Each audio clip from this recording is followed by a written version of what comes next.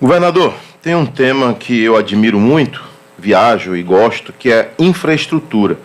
E aqui eu estou vendo recuperação de rodovias, investimentos em logística, mobilidade, infraestrutura urbana, aeroportos e pontes. Vou falar nesse tema importante, como é que está a situação do VLT do subúrbio e da ponte Salvador-Itaparica?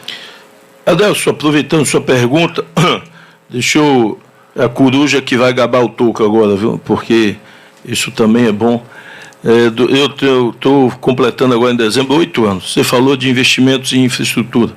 E eu vou aproveitar a palavra investimento e falar aqui com muito orgulho que ao longo de 8 anos seguidos, a Bahia ocupa o segundo lugar no Brasil em total de investimento. Isso não é o governador se autoelogiando. É o relatório publicado todo mês pelo Ministério da Fazenda, pela Secretaria Nacional de Tesouro Nacional, um documento público, está na internet, onde ele faz a comparação dos investimentos de todos os 27 estados brasileiros. E durante 8 anos seguidos nós ocupamos a segunda posição, só ficando atrás de São Paulo. E eu tenho que botar a ressalva que São Paulo arrecada quase 7 vezes a arrecadação da Bahia. A cidade de São Paulo, Adelson, arrecada mais que o estado da Bahia. Só para a gente ter um paralelo, mas a Bahia ficou na frente de Minas, ficou na frente do Rio, do Paraná, do Rio Grande do Sul, Santa Catarina e outros estados que arrecadam mais do que a Bahia. Então isso é um motivo, com certeza, de orgulho para os baianos e baianas. E nessa área de infraestrutura nós investimos muito.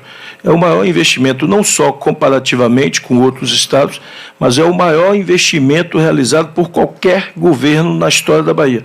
Nunca, e vocês verão os dados aí mais uma vez fechando esse ano, nunca se investiu tanto em saúde, educação, estrada e segurança. Os volumes são gigantescos de investimento. E nós vamos, eu diria, seguir nesse ritmo, cuidando da gestão fiscal, da responsabilidade fiscal, mas fazendo investimento.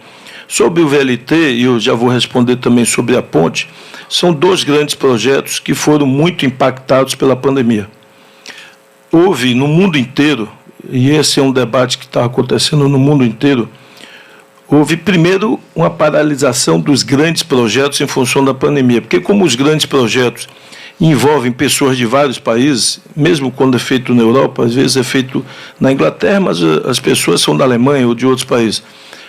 Durante quase 2 anos nós ficamos sem viagem de ninguém para lugar nenhum. Foi suspensa totalmente a possibilidade das pessoas circularem de um país por outro por conta da pandemia.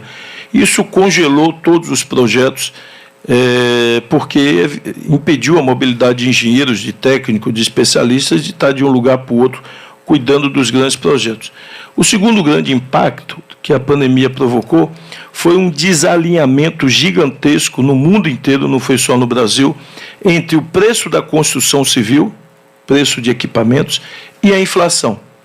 Então, os preços da construção civil e dos equipamentos subiram muito, muito. Chegou a ter um distanciamento de quase 4 vezes mais em relação à média da inflação de cada país. Então, o preço da construção civil, hoje, esses números tendem a se aproximar, mas muito lentamente, mas ainda a diferença está quase 2 vezes uma para outra. E isso requer, é evidente, um reequilíbrio do contrato, é o que nós estamos discutindo. Finalizamos a primeira versão, que estamos encaminhando para o Tribunal de Contas em relação à ponte, e o mesmo será feito em relação ao VLT, para que os 2 possam acelerar. O VLT, nós estamos no estágio de fazer fundação ali na calçada, já foram retirados todos os trilhos, e nós estamos fazendo a fundação iniciando pela calçada, porque a construção será da calçada para Paripe e Simões Filho. E no caso da ponte, nós estamos agora fazendo, a Marinha exigiu que fosse feito um desassoreamento da área do porto. Isso inicialmente não estava previsto, porque a Marinha tinha aprovado o traçado da ponte, mas depois, com novos estudos, alegou que numa situação de muita criticidade, uma tempestade violenta, com um navio que chega perdendo todo o controle, ficando à deriva e fazendo o cálculo, porque isso é um cálculo com computadores que se faz sofisticado, que se fosse o maior navio do mundo, que chegasse aqui e ele ficasse à deriva, perdesse todos os controles, coincidindo com a maior tempestade que já tem acontecido, esse navio poderia ser jogado nessa situação crítica, imaginária, contra o pilar da ponte. Então se pediu, porque hoje ele faz uma espécie de um C, assim, para poder, ele vem do mar lá, faz uma pequena volta para entrar no porto. E nessa volta que ele se aproximaria do pilar da ponte. Então eles pediram para fazer a dragagem. Por que ele não vem direto do mar para o porto? Porque ali é uma área mais assoreada. Então ele faz uma volta para entrar no porto.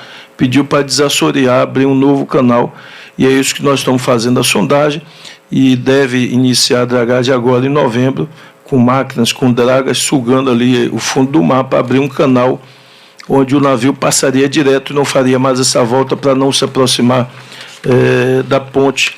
E aí, junto com esse reequilíbrio do contrato, a gente teria o aceleramento da obra, como também a aceleração da obra, como também do VLT, a partir desse reestudo e de possível reequilíbrio do contrato, para a gente acelerar as duas obras.